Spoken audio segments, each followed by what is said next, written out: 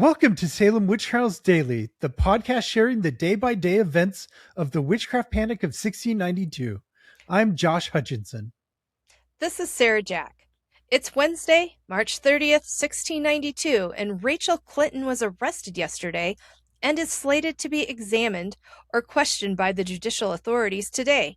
However, no record of this court hearing has survived, so we don't know how that questioning went. What we do know is that 3 people were deposed against Rachel Clinton on the 30th: Thomas Burnam Jr., Mary Fuller Sr., and Thomas Knowlton Jr.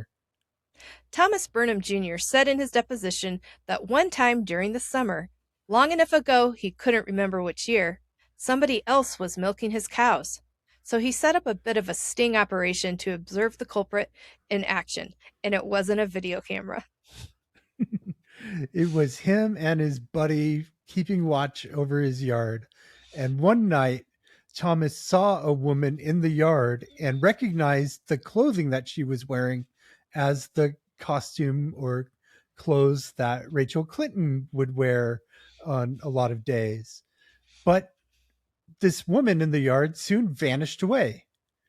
And then another night, Thomas saw somebody actually milking the cow, but as he approached, they turned into a gray cat and ran off, as people do.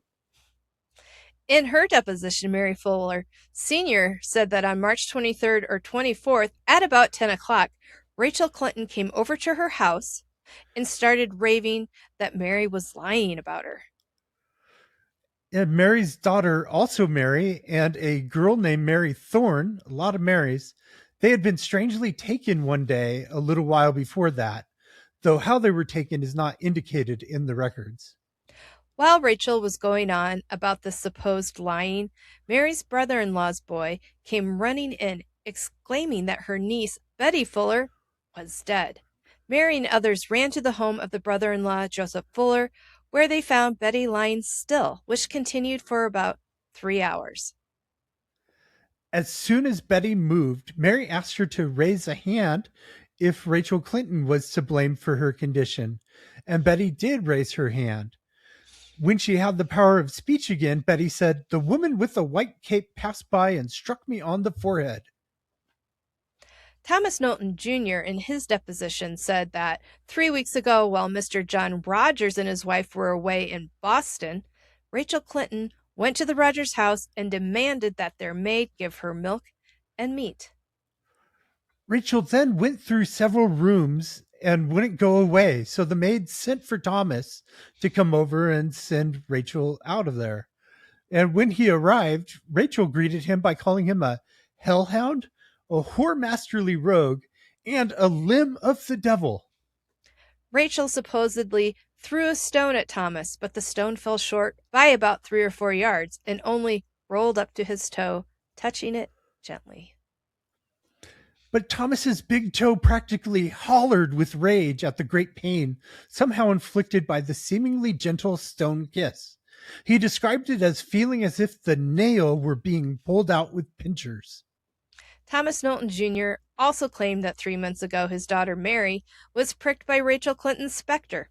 After this pricking, Cornelius Kent, John Best, and Thomas Knowlton III went to Rachel's home and threatened to knock her brains out if she pricked Mary anymore. And for 3 months since then, Mary has been well. And this reference here to knocking her brains out, this draws on New England's experience with warfare. There were many wars with the Native Americans and the French. And in those wars, clubs were a common weapon, and they're used to knock people on the head, as it was described in English texts. That's what this reference comes from, the warfare that's going on.